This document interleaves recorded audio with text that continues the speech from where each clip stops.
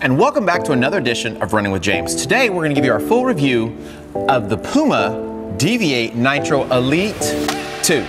Come run with me. Change your mind, change your life.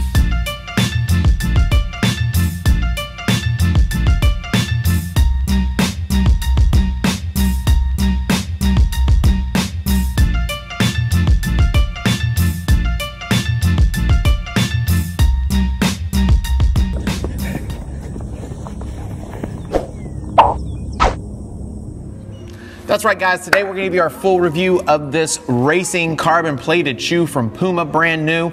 So if you're new to the channel, please take a moment to like and subscribe, do all that great stuff. Don't forget to hit that notification bell to learn about all things Running with James. All right, so as usual, we start with the upper. We're going to work our way down to the midsole, then talk about that outsole, and we're going to talk about all the likes and dislikes, everything in between. And by the end of this video, you'll know whether we think this thing is something you just have to have or something you should sleep on.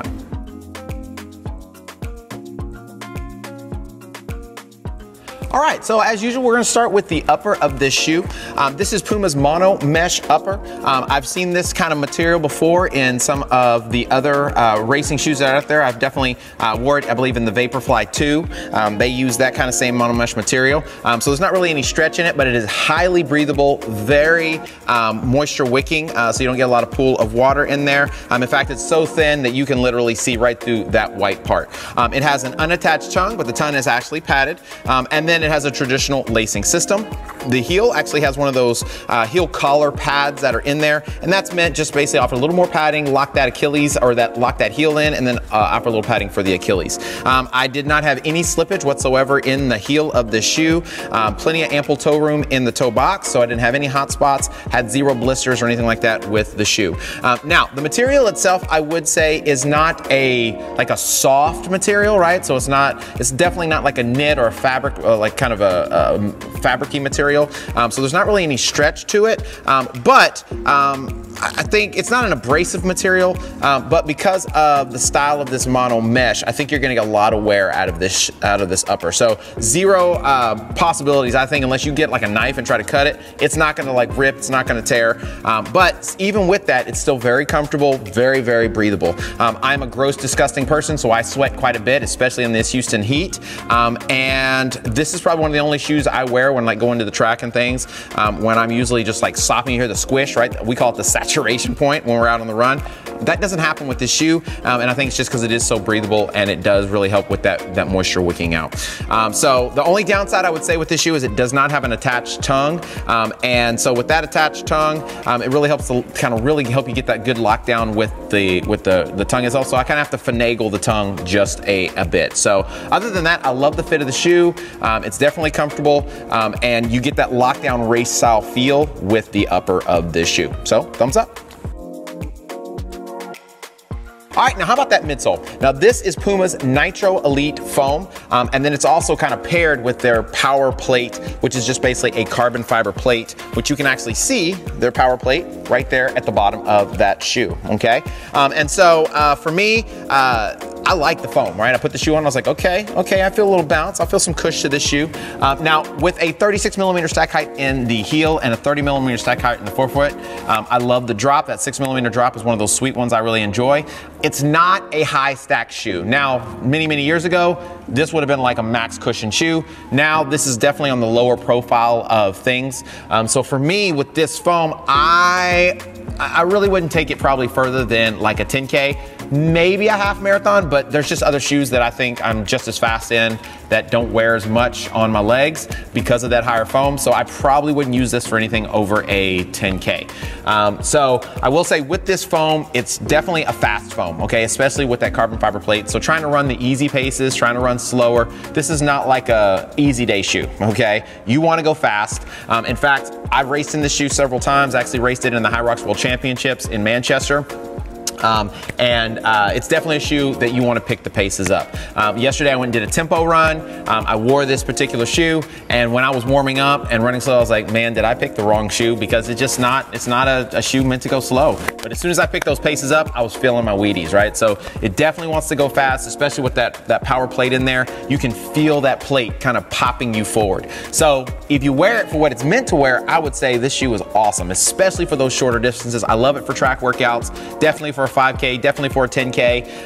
And if you are a hybrid racer, you do functional fitness like High Rocks or Deca Fit, or any of those events where you're on concrete and you're having to push things or jump, burpees, things like that, this shoe, I think this foam especially is gonna really impress you, and you're gonna really like it. And then when we get to the grip here in a second, you'll understand why a little bit more. So for us, really like the foam of the shoe, really enjoying that carbon fiber plate. So thumbs up, Puma.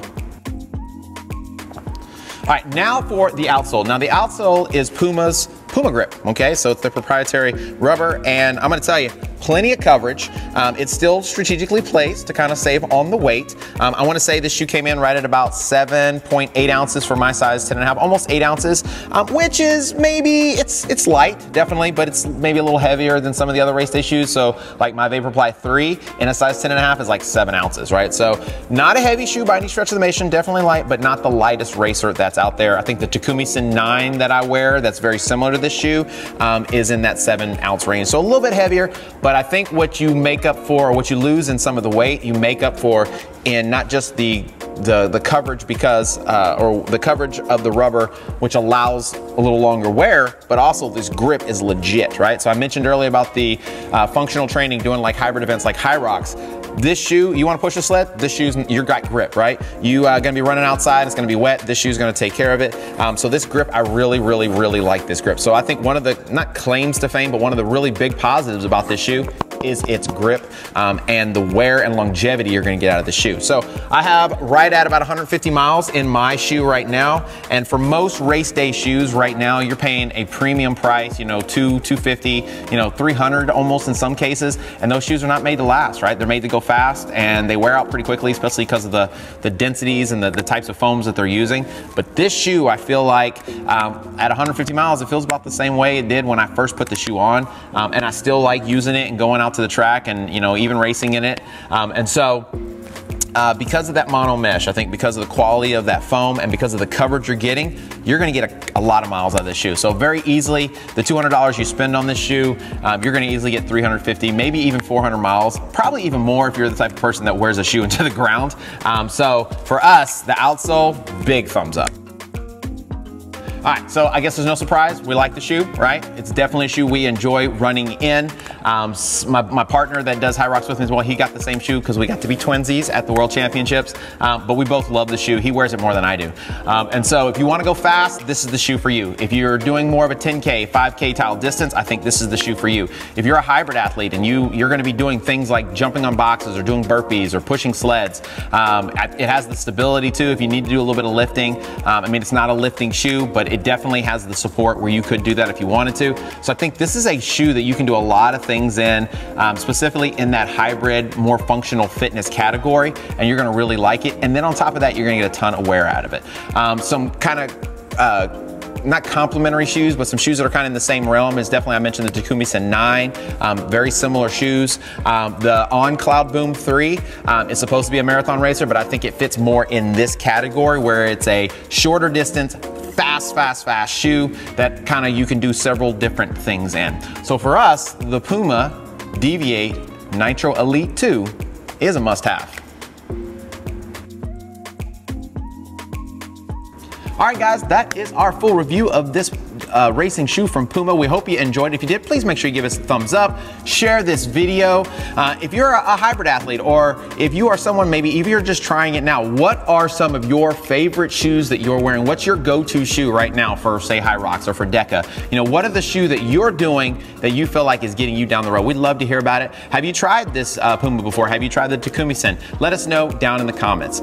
Remember guys, we enjoy every single week being able to come and give you these videos, and so we need your support. If you haven't done so already, make sure you check out our podcast. We drop a new episode every Wednesday, myself, Rocky, and Lauren. We talk training tips, we talk gear, we have interviews with other athletes, people within the industry specific, and then we have a good time. We tell stories and have an amazing time. So check us out every single Wednesday.